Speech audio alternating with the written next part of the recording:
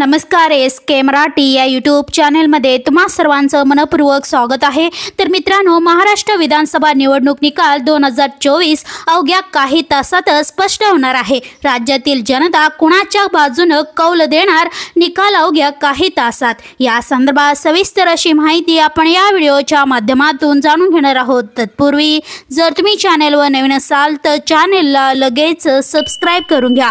तर बघा मंडळी, महाराष्ट्राची धाकधूक वाढली असून पोस्टल मतदानाला सुरुवात झाली आहे। पोस्टल मतमोजणीला सुरुवात झाली असून पहिला कल भाजपच्या बाजूने लागला आहे तर दुसरा कल काँग्रेसच्या बाजूने लागला आहे। बारामतीचा धक्कादायक पहिला कल सुरुवातीच्या कलामध्ये युरेंद्र पवारांची बाजी तर अजितदादा पिछाडीवर आहेत।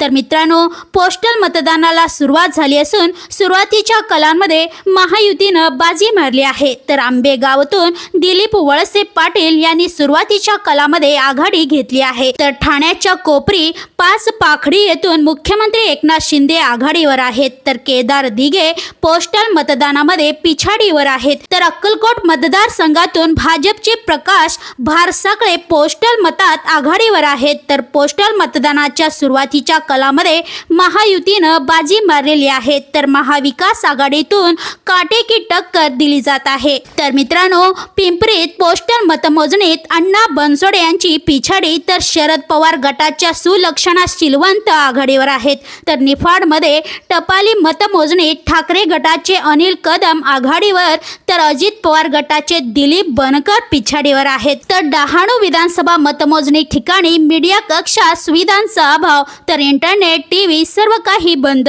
तर कुलाब्यातून पोस्टल मतदानात राहुल नार्वेकर आघाडीवर आहेत। अहिलानगर शहर मतदारसंघात संग्राम जगताप आघाडीवर आहेत तर माणिकराव कोकडे आघाडीवर आहेत। तर मलबार हिल मतदारसंघातून भाजपचे मलंग प्रभात लोढा आघाडीवर आहेत।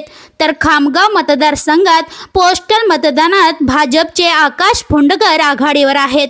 तर अकोला पूर्वमधून भाजपचे रणधीर सावरकर पोस्टल मतदानात आघाडीवर आहेत। तर नाला सोपारा पोस्टल मतमोजणीत विद्यमान अक्षिदेश ठाकूर यांना आघाडीवर आहेत।